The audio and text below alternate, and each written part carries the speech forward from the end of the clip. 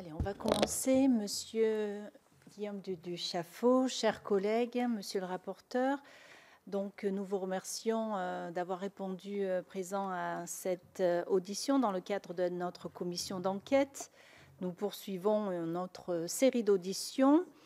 Avec vous, monsieur, directeur adjoint du cabinet de plusieurs ministres successifs de la Santé et de la Prévention, que sont Brigitte Bourguignon de mai à juillet 2022, François Braun de juillet 2022 à juillet 2023 et Aurélien Rousseau de juillet à janvier 2024. Vous êtes aujourd'hui directeur d'hôpital de formation et exercez désormais en qualité de directeur du groupe hospitalo-universitaire de la PHP Nord depuis le mois de février, depuis février dernier. Alors avant de vous céder la parole, je suis tenue de vous rappeler qu'un faux témoignage devant notre commission d'enquête est passible des peines prévues aux articles 434-13, 434-14 et 434-15 du Code pénal, et notamment de 5 ans d'emprisonnement et 75 000 € d'amende. Je vous invite à prêter serment de dire toute la vérité, rien que la vérité, en levant la main droite et en disant « je le jure ». Je le jure. Je vous remercie par ailleurs de nous faire part de vos éventuels liens d'intérêt. Je n'ai aucun lien d'intérêt. Très bien. Donc, je vous rappelle rapidement pour les internautes que le Sénat a constitué le 22 novembre dernier une commission d'enquête sur les pratiques des industriels de l'eau en bouteille. Au début de l'année 2024, plusieurs médias ont révélé les pratiques illégales de certaines entreprises du secteur des eaux embouteillées, en particulier le recours à des traitements interdits sur des eaux minérales et de source. Notre commission d'enquête vise à faire la lumière sur ce dossier, sous réserve des éventuelles procédures judiciaires en cours. Alors, en ce qui concerne l'audition de ce jour, nous avons pour objectif de faire la lumière sur la façon dont ont été gérés par les différents ministères les développements de l'affaire Nestlé Waters, plus particulièrement entre mai 2022 et janvier 2024 en ce qui vous concerne. Voici quelques thèmes sur lesquels notre rapporteur va vous interroger. Pourquoi le rapport de l'IGAS rendu en juillet 2022 n'a-t-il été publié qu'en janvier 2024? Quelle suite y avez-vous apporté? Avez-vous eu des échanges directs et ou indirects avec le groupe Nestlé Waters et notamment sa présidente? Si oui, à quelle date et quelle en a été la teneur? Quelles leçons tirez-vous de cette crise qui entame la confiance des consommateurs et dénote une certaine bienveillance des autorités à l'égard de l'industriel Nestlé? Donc, avant de vous céder la parole, nous vous rappelons que cette audition se déroulera en 3 temps. Vous nous présenterez d'abord vos réflexions dans, on va dire, un délai de 10 minutes environ.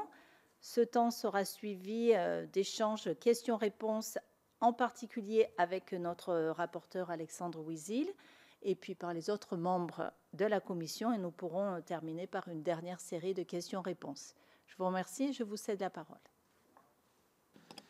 Merci Madame la Présidente, Monsieur le rapporteur, Mesdames et Messieurs les sénateurs. J'ai donc l'honneur de me présenter aujourd'hui devant la commission d'enquête que vous avez constituée à propos des pratiques des industriels de l'eau en bouteille. Vous avez souhaité m'entendre au titre de mes anciennes fonctions de directeur de cabinet adjoint de 3 ministres de la Santé et de la Prévention, Madame Bourguignon, Monsieur Braun, puis Monsieur Rousseau.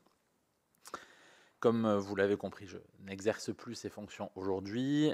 Après avoir été directeur général de l'établissement français du sang au cours de l'année écoulée, j'ai effectivement retrouvé des fonctions de directeur d'hôpital et je dirige le groupe hospitalo-universitaire Nord de l'assistance publique des hôpitaux de Paris depuis le 24 février dernier.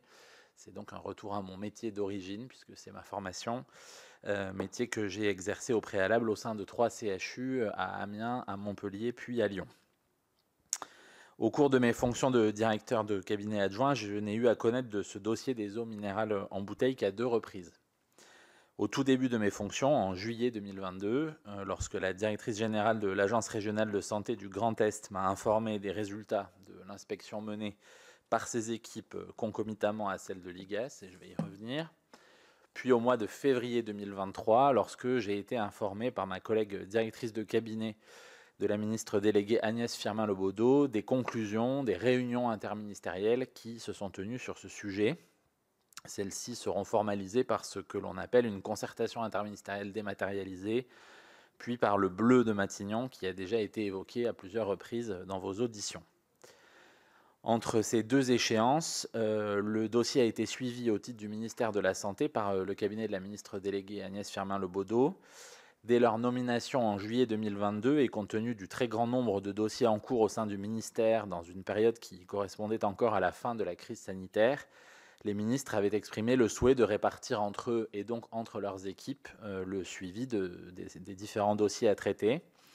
Et le sujet de la santé environnementale, incluant celui de la qualité des eaux, fut donc confié dès l'été 2022 au cabinet voisin, géographiquement dans le couloir, et piloté à ce titre par la directrice de cabinet de Mme Firmin-Lebaudot, Mme Isabelle Epaillard, et un conseiller de son équipe, et ce tout au long de ma présence au ministère de la Santé. Néanmoins, avant cette échéance, j'ai effectivement été amené à connaître de ce dossier au mois de juillet 2022, et je souhaite revenir en quelques mots, puisque vous me le permettez, sur mon action dans ce contexte. Le mercredi 6 juillet 2022, soit 2 jours après la prise de fonction du ministre François Braun, Madame Virginie Quéré, alors directrice générale de l'ARS Grand Est, me transmet une note synthétisant les conclusions des visites d'inspection menées par ses équipes dans le cadre des actions coordonnées par l'IGAS auprès des différents industriels de l'eau en bouteille. C'est par ce biais que je découvre ce sujet. La mission confiée à l'IGAS par les 3 ministres en charge de la santé, de l'économie et des finances et de l'industrie, ainsi que la mobilisation des agences régionales de santé dans ce cadre. Je vous l'ai dit, au moment où je suis saisi par la DG de l'ARS Grand Est, je viens de prendre mes fonctions comme directeur de cabinet adjoint au ministère. Je suis directeur d'hôpital, j'arrive des Hospices civils de Lyon, je découvre moi aussi le fonctionnement du ministère. Le contexte est celui de la sortie progressive de la crise sanitaire de Covid, mais aussi de la diffusion de l'épidémie de monkeypox à l'époque, ou encore de la grande crise des urgences hospitalières de l'été 2022. Le cabinet n'est pas encore complètement constitué, nous ne sommes que 6 ou 7, et l'administration que je découvre est fortement mobilisée sur tous les fronts, mais relativement épuisée, et je veux aussi, comme l'a fait d'ailleurs je crois le professeur Salomon devant vous, leur rendre un hommage appuyé. Et c'est par ailleurs, pour ma part, à titre plus personnel, la première fois que j'ai à me pencher sur un sujet d'évaluation de la qualité des eaux. Je n'y avais pas été confronté précédemment dans d'autres fonctions. Dans ce cadre, le dossier qui m'est transmis me semble très clair, tant sur les constats formulés à propos des écarts à la réglementation, que sur les suites à donner au contrôle que propose la directrice générale de l'ARS. Je suis notamment rassuré par le fait que la note évoque explicitement, je cite, qu'aucun risque sanitaire lié à la qualité de l'eau embouteillée n'est identifié à ce stade. La mise en place des traitements renforce même la sécurité sanitaire de l'eau embouteillée. Fin de citation. Au paragraphe suivant, la note confirme en revanche que, je cite à nouveau, l'appellation eau minérale naturelle n'aurait pas été accordée si les traitements hors liste autorisés avaient été connus de l'État. Fin de citation. Et je comprends alors que le dossier qui est devant moi est un dossier de tromperie du consommateur et non de sécurité sanitaire. Je signale la sensibilité du dossier à la directrice de cabinet et réponds à Madame Quéré que je suis disponible pour en parler de vive voix. Mon intention est ici de bien comprendre les tenants et les aboutissants du dossier, l'action de l'Agence régionale de santé dans ce cadre, ainsi que les actions qui sont attendues de la part du cabinet. Le 13 juillet 2022, soit une semaine plus tard, Jérôme Salomon, alors directeur général de la santé, m'adresse, ainsi qu'à Carole Bousquet-Bérard, directrice de cabinet, un courrier électronique résumant la présentation qui a été faite par l'IGAS à la DGS des conclusions de son travail sur le sujet. Ce courriel confirme l'ampleur du sujet et le fait que l'enjeu est avant tout un enjeu de tromperie du consommateur, ce qui justifie d'ailleurs, c'est ainsi qu'il me le présente, que la présentation soit faite également devant la DGCCRF et le Service national d'enquête. Les 3 administrations étaient réunies pour cette présentation. La mission présente également ses préconisations que vous connaissez et que le DGS, à ce stade, semble valider. Quelques jours plus tard, le 21 juillet 2022, je participe à une réunion avec le cabinet de la Première ministre à ce propos. Je n'ai pas un souvenir très précis de cet échange, mais je suis certain que pour des raisons d'agenda, je n'ai pu y participer que par le biais d'une conférence téléphonique. Lors de cet échange téléphonique, je comprends que les membres du cabinet de la Première ministre, récemment nommés comme nous à leur poste, souhaite s'informer au sujet des actions en cours autour de Nestlé Waters. Le contexte revêt une sensibilité particulière car la Première ministre doit se déplacer prochainement dans les Vosges et je comprends que le sujet pourrait y être évoqué compte tenu de la place de cette industrie dans le département. Je partage les informations dont je dispose, dont l'existence proche d'un rapport IGAS, dont je ne dispose pas encore, qui est en cours de finalisation, l'inspection conduite par l'ARS du Grand Est, les infractions relevées à la réglementation, d'ailleurs reconnues par Nestlé, et la double volonté de l'agence, d'une part, de signaler les faits au titre de l'article 40 au procureur de la République, et d'autre part, de mettre en œuvre un plan d'action en vue du retour au respect de la réglementation sur ces sources. La réunion, dans mon souvenir, est rapide, et encore une fois, je n'en ai que des souvenirs partiels, mais comme je le résume ensuite dans un courriel le 23 juillet, soit 2 jours plus tard, à Madame Quéré, directrice générale de l'ARS Grand Est, il m'est demandé de bien formaliser le plan d'action et le calendrier envisagé pour ces dernières. Dans ce courrier électronique, je lui exprime également que rien ne vient s'opposer à la saisine du procureur de la République au titre de l'article 40. Je lui écris ainsi, je cite, « Aucun souci pour le lancement de l'article 40 dès lundi ». À la suite des auditions réalisées par votre commission, j'ai recherché dans mes archives et retrouvé le message adressé le 29 juillet par Charles Touboul, alors directeur des affaires juridiques des ministères sociaux, à la DGS et à la DG de l'ARS Grand Est à propos de l'article 40. Je ne m'en souvenais plus, mais j'ai pu constater que je faisais également partie des destinataires de ce message. Celui-ci faisait suite, et je les ai retrouvés aussi, à un échange bilatéral que j'ai eu avec M. Touboul à propos de l'article 40. Celui-ci m'avait demandé, après que Virginie Quéré lui l'avait informé de mon accord pour l'article 40, s'il devait communiquer ses interrogations sur l'opportunité d'une telle procédure, considérant que l'administration de la santé n'était pas la plus à même de procéder à ce signalement au procureur de la République, car elle n'était pas la plus proche du dossier. En effet, comme évoqué précédemment, l'affaire n'était pas sanitaire, mais liée, en tout cas selon lui et la présentation qui nous en avait été faite jusqu'à présent, à un sujet de consommation. N'étant pour ma part ni un spécialiste des eaux en bouteille ni du droit des ministères sociaux, je l'ai invité à partager sa position largement dans cette boucle de messages, ce qu'il fait dans ce mail du 29 juillet. Et après vérification, j'ai constaté que je n'ai pas répondu à ce message, sans doute parce que ma position avait été déjà clairement exprimée quelques jours auparavant auprès de la directrice générale de l'ARS, et parce que je savais que la directrice des affaires juridiques de l'ARS, c'est dans le message de saisine, avait déjà saisi le procureur d'Épinal. Voici pour mon implication personnelle dans ce dossier à ce moment-là. Le 24 août 2022, je reçois un courriel de l'un des conseillers de mon équipe, M. Charles-Emmanuel Barthélémy, qui m'indique avoir reçu des représentants de Nestlé Waters, sans avoir d'ailleurs réalisé au préalable l'objet de leur sollicitation. Nous étions dans la période d'installation du cabinet, beaucoup de demandes de rendez-vous. Il se trouve qu'il avait donné suite à celle-ci sans savoir l'objet de cette demande. Le résumé qu'il me fait de l'entretien et de l'affaire est tout à fait conforme à ce que j'en savais. Je constate en complément que les représentants de Nestlé Waters cherchent à savoir où en est le rapport IGAS. Lui n'en disposait pas, moi non plus. Je n'ai donc pas participé, pour répondre par anticipation à la question évoquée, Madame la Présidente, dans votre propos, à cette rencontre, et je n'ai jamais rencontré de représentants de quelque niveau que ce soit de Nestlé Waters. Et j'imagine que nous y reviendrons. Le 3 septembre 2022, M. Cédric Arcos, conseiller santé de la Première ministre, m'indique qu'il souhaite recevoir prochainement les représentants de Nestlé Waters, et il me demande, ainsi qu'à Mme Epaillard, directrice de cabinet de la ministre déléguée Agnès Firmin-Lebaudot, des éléments d'actualité, notamment sur les suites données au rapport IGAS quelques semaines auparavant. Conformément au partage des dossiers que j'évoquais au début de cette audition, c'est le cabinet de la ministre déléguée qui prend la suite du traitement de ce dossier, et sauf erreur de ma part, je n'en entends plus parler pendant plusieurs mois. Madame Epaillard nous présentera avec Carole Bousquet-Bérard les résultats du travail interministériel sur le sujet au début de l'année 2023, notamment à la suite de la réunion interministérielle du 16 février de cette année 2023, à laquelle elle a participé. Je suis donc informé à ce moment-là des conclusions de cette réunion et des positions prises par Madame Epaillard dans ce cadre. Conformément à la pratique au sein du ministère, les positions prises dans le cadre des concertations interministérielles dématérialisées sont validées par la directrice de cabinet du ministre de plein exercice. C'est ainsi que la position du ministère, proposée par Madame Epaillard et validée sans aucun changement d'aucun mot par Madame Bousquet-Bérard. Cette position est adressée en interministériel le 23 février 2023. Le cabinet du ministre de l'Industrie exprime dans la foulée son accord avec cette position et le sujet fait l'objet d'un bleu diffusé par Matignon le vendredi 24 février.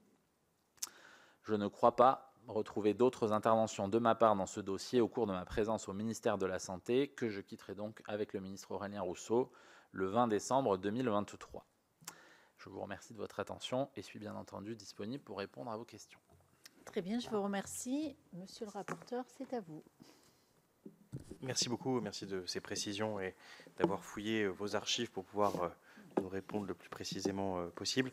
Peut-être commencer par un rebond par rapport à ce que nous avons appris lors de l'audition précédente et qui nous a un petit peu surpris par rapport à ce que nous en savions. C'est-à-dire que Madame Bouchardon nous a dit que le ministère de la Santé, le CAB Santé, était aligné avec le CAB Industrie, au moment où vous y étiez, d'ailleurs c'est à l'été 2022, sur la solution à 0,2 micron. Est-ce que vous pouvez nous confirmer que vous étiez aligné avec la position du ministère de l'Industrie, qui n'était pas la position de la DGS, comme vous le savez? Alors, moi, à mon niveau personnellement, puisque je ne peux pas répondre pour les autres membres du cabinet, en tout cas des cabinets, puisque vous l'avez compris, il y avait 2 cabinets mobilisés. Pour ma part, je ne crois pas avoir jamais été aligné avec ce type de... Enfin, je ne crois pas qu'on m'ait d'ailleurs jamais posé la question de mon alignement sur ce sujet. Et je ne crois pas avoir pris à aucun moment une position différente de celle de la DGS. Donc, ma réponse est à titre personnel et me concerne uniquement moi. Je ne crois pas que dans le cabinet de M. Braun en juillet 2022, nous ayons exprimé cette position. Alors quand vous dites qu'il y avait 2 cabinets, vous voulez dire il y avait le cabinet de Madame Firmin-Lebaudot. Exactement. Et le cabinet Braun. Exactement. D'accord. Et pour ce qui relève du cabinet Braun, parce qu'en fait vous dites personnellement, mais c'est une position cabinet que vous vous exprimez. Ah oui, oui, en tout cas, voilà, à ma connaissance, à titre personnel et comme directeur adjoint de cabinet, c'est-à-dire de représentant de cette équipe, je ne crois pas qu'à un moment nous ayons pris une position là-dessus. D'accord. Et est-ce que vous aviez des échanges avec les cabinets? Est-ce que Madame Firmin-Lebaudot devait être sous Monsieur Braun à cette époque-là?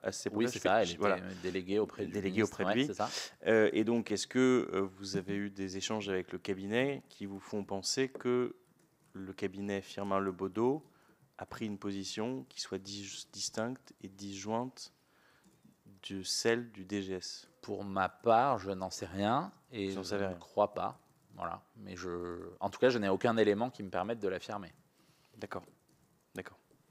Je vous ai résumé vraiment, et j'ai essayé d'être le plus transparent possible, toutes les positions que j'ai prises sur ce sujet.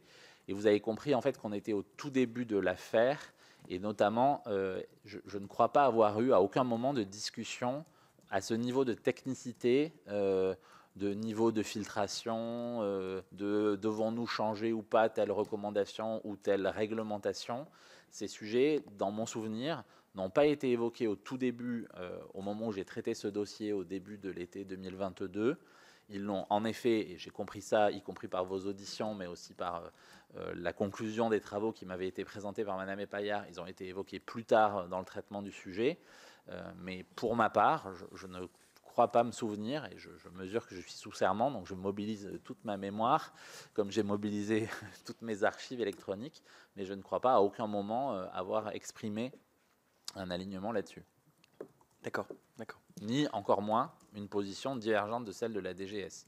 Vous avez compris que moi je n'étais pas spécialiste du sujet et j'avais plutôt tendance du coup à suivre les experts. D'accord, donc ce qu'il faut pour que nous vérifions les choses, c'est que nous auditionnons une personne du cabinet Firmin-Lebaudot, ce que nous allons faire, Marc, je crois, dans les prochains jours. Et par conséquent, si pour le coup il y avait une divergence d'appréciation entre les cabinets et industrie sur ce que et les uns et les autres ont dit, ça pourrait être en effet problématique pour nous dans la construction de la décision publique. Voilà. Pour ma part, ce que j'ai fait. Très bien, je vous remercie. J'aimerais vous poser des questions sur le rapport IGAS, sur les eaux minérales naturelles, qui a été rendu en juillet 2022. Pour ceux qui nous écoutent, je rappelle tout de même que ce rapport avait été diligenté en novembre 2021, après que Nestlé Waters ait déclaré à la ministre de l'Industrie en août 2021. Vous disiez que c'était le début de l'affaire, mais en effet, il y avait du côté industrie des choses qui s'étaient nouées depuis près d'un an, qu'il recourait à des traitements non autorisés. Ce rapport n'a été toutefois rendu public qu'en janvier 2024, après que la presse ait publiquement révélé l'existence de ces traitements non autorisés.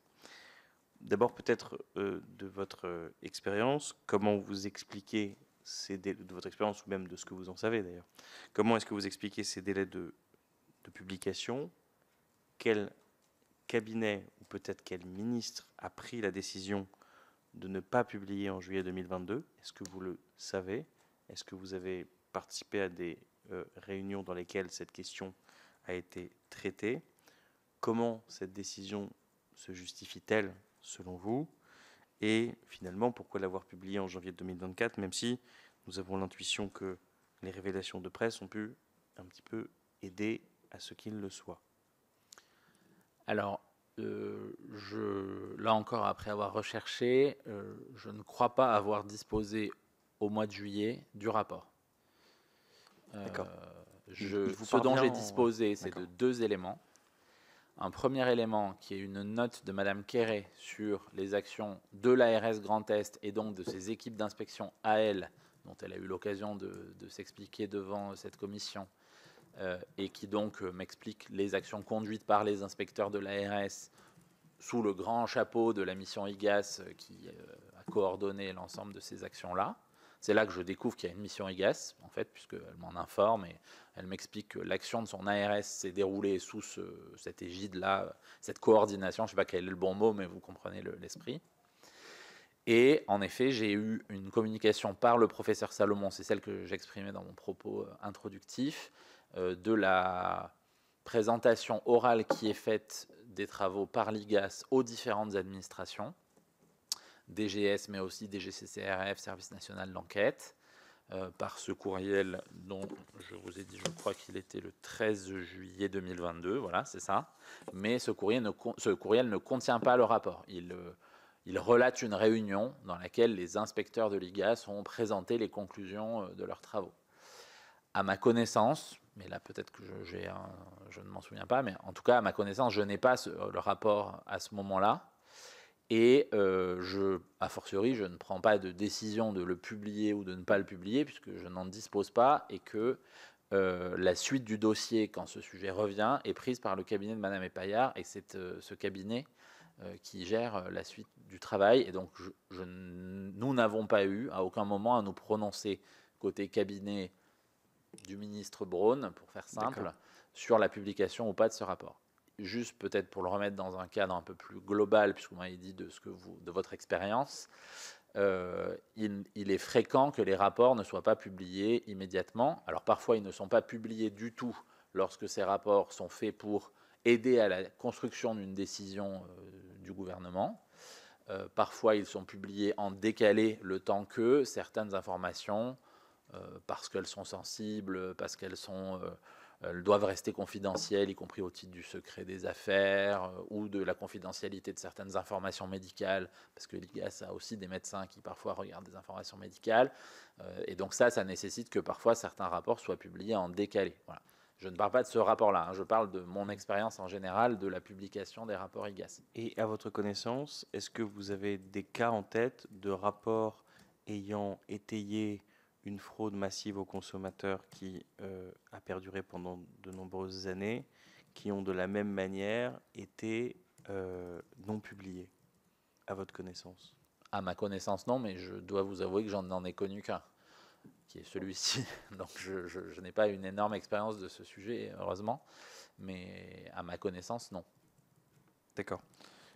Merci beaucoup. Et peut-être pour finir là-dessus, est-ce que vous,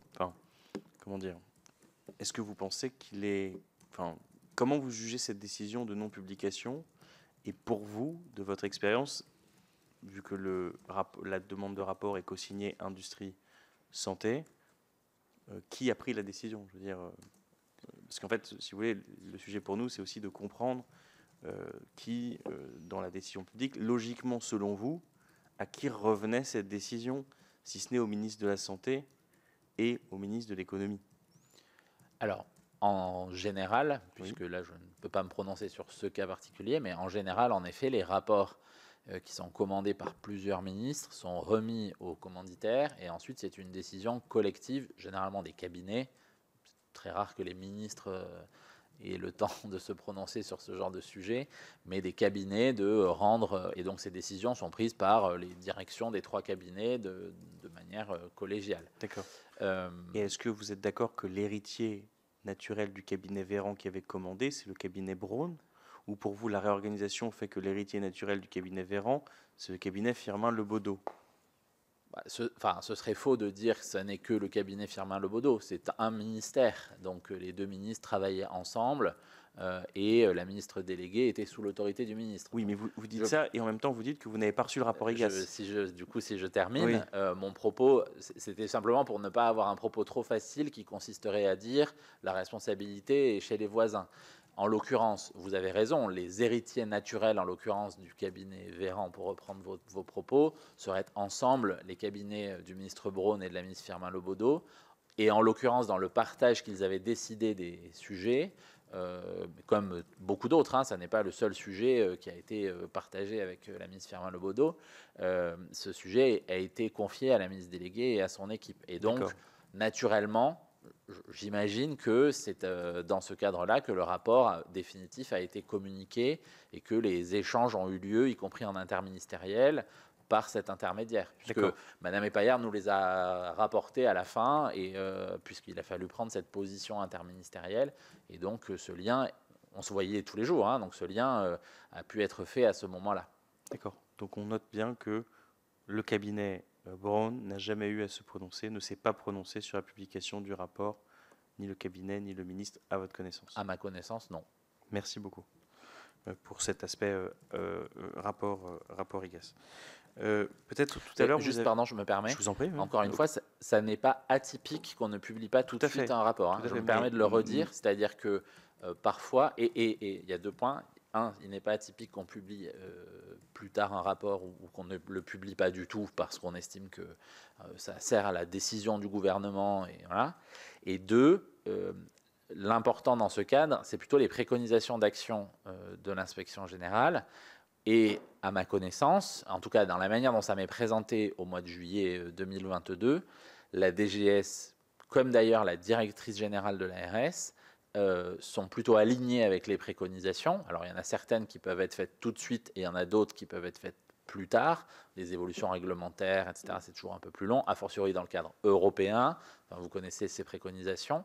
Mais je pense qu'au-delà de la publication, il y a aussi le fait que, peut-être pas assez rapidement, c'est un autre sujet, mais moi le sentiment que j'ai en lisant ces documents, ces notes et ce courriel de M. Salomon, c'est que tout le monde a l'air plutôt d'accord avec ces préconisations de l'IGAS et plutôt aligné sur le fait qu'on va travailler à comment les mettre en œuvre dans l'administration du ministère.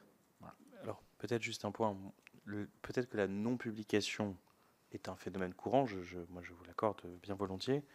Ce qui est peut-être moins courant, c'est la non-publication dans un dossier où une fraude massive est constatée, couplée avec le choix de ne pas recourir à l'article 40 par les autorités centrales qui disposent de l'information de fraude massive. Et c'est ça, moi, si vous voulez, qui nous interpelle et qui peut nous troubler, même dans cette affaire, c'est que le cumul de la non-publication et de non-recours à l'article 40 fait que pendant de nombreuses années, des informations ont été, vu qu'il y a eu des décisions prises sciemment, des informations ont été écartées du consommateur qui avait bien le droit de savoir qu'il ne buvait plus de l'eau minérale naturelle, et ce pendant de nombreuses années, puisque les traitements, vous le savez, n'ont pas été enlevés immédiatement.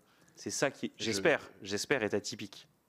Vous avez raison. Voilà. Je me permets de dire, puisque je suis là pour parler de ce que j'ai fait et de témoigner de ce que j'ai vu. Tout à fait. Pour ma part, j'ai explicitement dit OK pour l'article 40 dès que j'ai eu connaissance de ce sujet. Tout à fait. Et feu vert, c'est l'expression de Madame Quéré. En effet, c'est comme ça qu'elle l'a formulé. Voilà. Moi, j'ai écrit aucun souci pour le Voilà. faire dès lundi. Bon, voilà, feu vert, aucun souci. On est d'accord. en tout Et cas, sur donc, le détail. je ne crois pas avoir retenu à aucun moment. Et d'ailleurs, j'en avais informé le cabinet de la Première ministre lors de cette réunion téléphonique que j'évoquais. Et à aucun moment, Non, bien sûr, Voilà. bien sûr, mais Donc, c'était juste pour le remettre fait. pendant plusieurs années. Moi, en l'occurrence, je suis informé en juillet. En juillet, je dis OK pour l'article 40. Tout à fait. Voilà. Vous avez raison de le préciser. Pour vous-même, vous avez raison de le préciser. Tout à fait. Une autre précision peut-être qui peut être utile pour nous. Vous disiez en ouverture, je n'ai jamais eu de relation, de lien, de rencontre, de coup de téléphone avec Nestlé Waters. Je vous demande une précision complémentaire, ni avec, parce qu'on voit que Nestlé intervient beaucoup par la voix et la bouche du lobbyiste Nicolas Bouvier. Est-ce que vous pouvez me préciser que c'est non plus avec non plus le lobbyiste? Très bien. Alors, donc, dans ce cas, j'aimerais juste que vous puissiez m'expliciter ce mail de Victor Blonde, conseiller consommation et concurrence de la Première ministre Elisabeth Borne, qui vous écrit avoir vu la CIO, enfin la présidente directrice générale, merci de m'aider, de Nestlé Waters, et comprendre qu'ils ont sollicité un rendez-vous auprès de vous. Ils vous demandent de les voir avant la fin du mois, car les conclusions du rapport IGAS et les suites auront un impact potentiellement important sur la restructuration qu'ils envisagent d'annoncer à la rentrée. Vous pouvez me donner la date C'est le 5 août 2022. Ok. Donc, pour ma part, je redis que je n'ai jamais vu ces personnes. D'accord. Je n'ai jamais échangé au téléphone avec ces D'accord. personnes. Et il n'y a pas eu de réunion. Je n'ai pas organisé de réunion avec ces personnes et je n'ai pas échangé de messages à titre personnel avec ces personnes. En revanche, je vous l'ai dit, un membre de mon équipe les a en effet reçus le 24 août 2022. D'accord, donc dans le sillage du mail finalement de monsieur Blonde. Donc j'imagine que c'est à ce titre qu'ils ont demandé un rendez-vous. D'accord. Et voilà, je vous le redis. Vous pouvez nous redonner le nom de la personne qui les a reçus, s'il vous plaît? Barthélémy. Monsieur Barthélémy. Et est-ce qu'un compte-rendu de cette réunion a été établi? C'est le courriel qu'il m'a adressé. D'accord. D'accord. Que je peux verser au dossier, je ne sais pas s'il est au dossier. On l'a pas. Donc on veut bien le récupérer. Vous récupérez ça. En fait, alors je vais vous dire exactement comment il m'écrit ce sujet.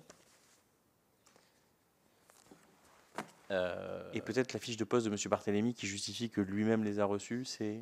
Alors, il était conseiller chargé des produits de santé, pour faire large, enfin pour faire simple. Je crois que c'était ça l'intitulé de son poste.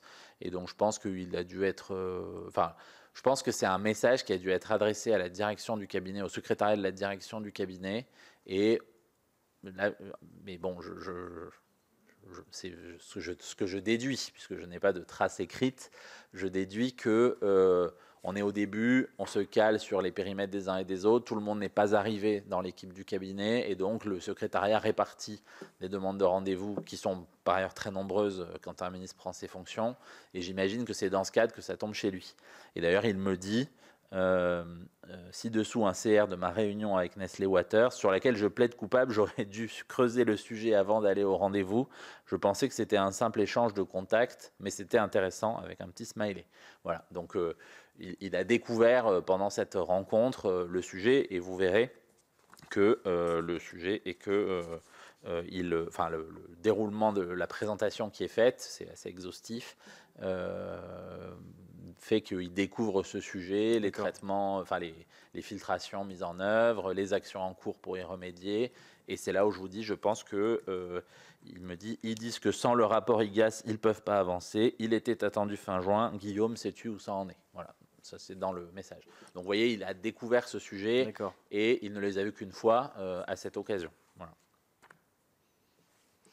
Et peut-être, donc pouvez-vous, donc si vous n'avez pas reçu le rapport IGAS, mais peut-être vous me l'avez dit au début, mais j'ai dû peut-être avoir un moment d'inattention, qui vous envoie le rapport IGAS finalement?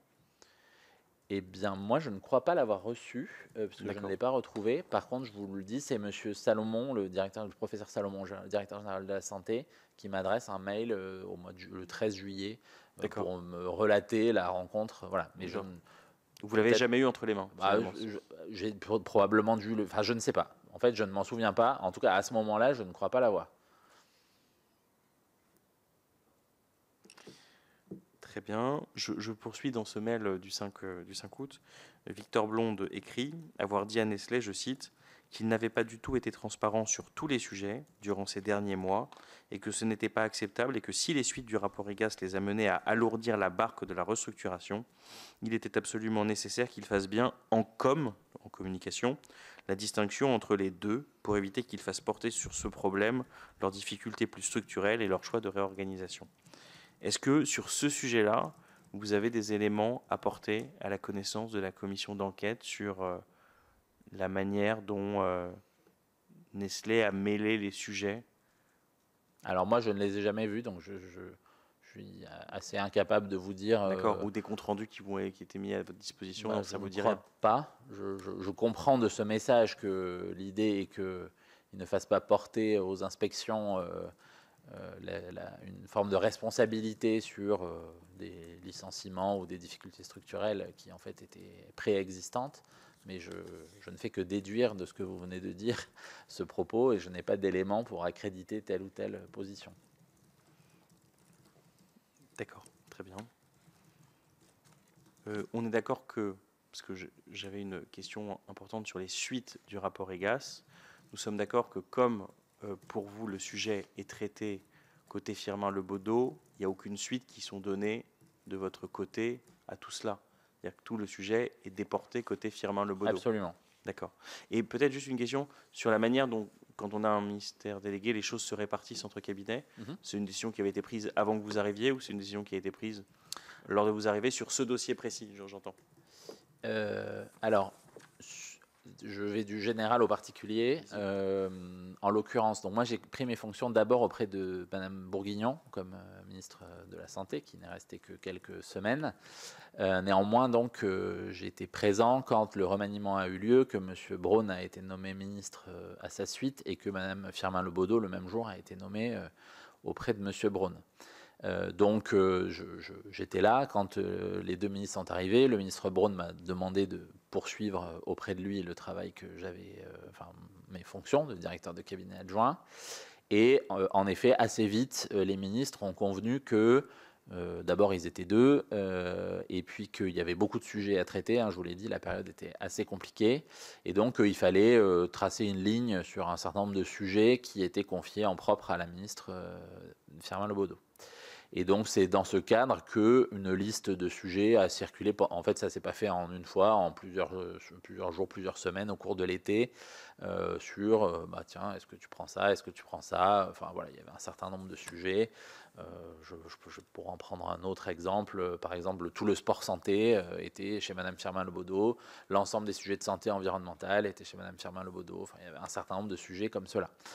Et il se trouve que ce sujet qualité des eaux, pour le dire de manière très générique, était rattaché, y compris d'ailleurs dans le traitement au sein de l'administration, à la Direction générale de la santé et à la sous-direction environnement, et que donc ce paquet, entre guillemets, ce qui n'a rien de dévalorisant, mais cet ensemble de sujets a fait partie du partage et a été confié à la ministre Firmin Lebaudot et donc à son équipe. Voilà. Et donc ça, je crois pouvoir dire que ça a mis probablement quelques semaines à se caler parce que c'était l'été, les congés, etc. Et que formellement, le partage a dû être totalement officiel fin août, début septembre, à la fin de cette période estivale. Voilà. D'où le fait que j'avais commencé à traiter le sujet et que je crois que j'ai eu une sollicitation de M. Arcos le 3 septembre et qu'à ce moment-là, c'est Mme Epaillard qui prend la suite et qui traite le sujet avec lui.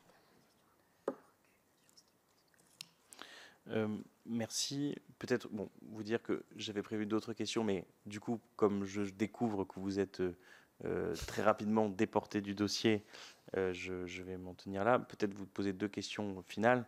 La première, c'est est-ce que vous avez un autre élément, compte tenu de ce que vous avez vu, de ce que vous avez lu aussi, et de votre expérience en cabinet, des éléments à partager avec cette commission sur la manière dont cette affaire a été gérée, dont vous pensez qu'elle aurait pu mieux l'être. Voilà, votre regard peut-être, et avec le recul qui est le vôtre aujourd'hui, puisque vous êtes passé de cabinet en cabinet, et donc vous en avez vu sans doute des vertes et des pas mûres. Donc peut-être avoir ce recul-là sur la situation actuelle, voilà, avoir votre regard là-dessus. Écoutez, non, c'est difficile d'avoir toujours du recul sur ce que l'on fait quand on y est.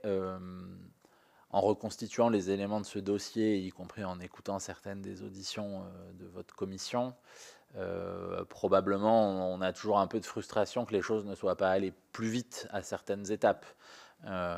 Si je devais en tirer une leçon, ça serait bien, bon, un bien grand mot, mais en tout cas un regard rétrospectif, probablement c'est le sujet sur lequel je trouve qu'en effet certaines actions auraient pu s'enchaîner plus vite.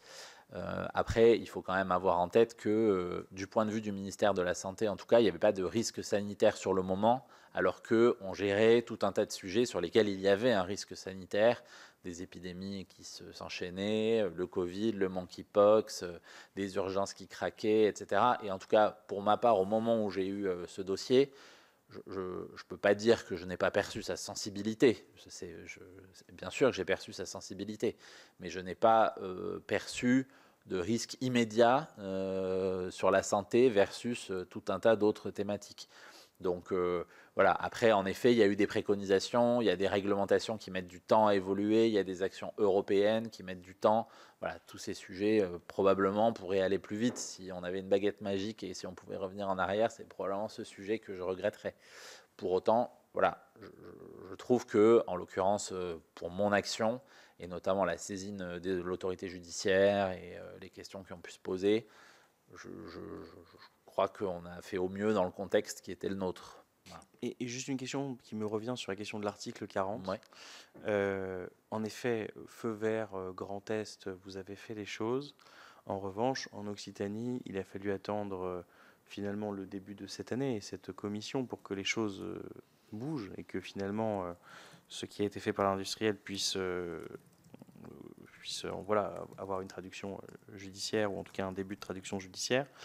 Est-ce que vous, enfin, avec le recul, dans les missions d'animation qui sont et de celle du ministère de la Santé, est-ce que vous vous êtes posé la question de dire est-ce que j'informe l'Occitanie pour voir si eux-mêmes, s'il n'y a pas un article 40 à faire, vu qu'il y a différents sites, enfin voilà, comment alors, vous avez posé la question ce sujet pour être totalement transparent et vous dire, parce que je me suis posé la question a posteriori, non là en vous écoutant, enfin en reprenant mes notes, et je me suis dit mais pourquoi en effet on ne parle qu'avec Grand Est et rétrospectivement, hein, pourquoi à cette époque je ne parlais qu'avec Grand Est. Et en fait je pense que j'ai compris que je ne savais pas qu'il y avait un sujet dans d'autres régions. Puisqu'en fait c'est Virginie Quéré, la DG de l'ARS Grand Est, qui me saisit, y compris sur l'article 40, ces inspections. Donc pour moi je traite un sujet de Grand Est. Et je n'ai compris qu'en relisant les différents documents, et notamment le compte-rendu que j'évoquais de mon conseiller au mois d'août, que je vois apparaître Vergès, donc la source Perrier, dans le Gard, à ce moment-là. Et je ne crois pas que ça soit apparu entre ce mois de juillet et ce mi-août 2022. Et donc je pense que pour moi, c'était sous le scope. Bon, à tort, hein, manifestement. Mais en tout cas, merci de votre franchise.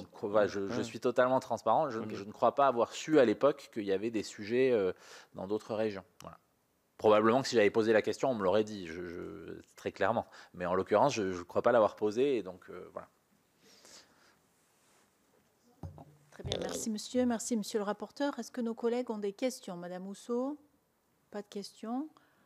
Bon, peut-être vous remercier à nouveau, vous rappeler donc de nous faire suivre le courriel, la fiche de poste de M. Barthélémy comme convenu.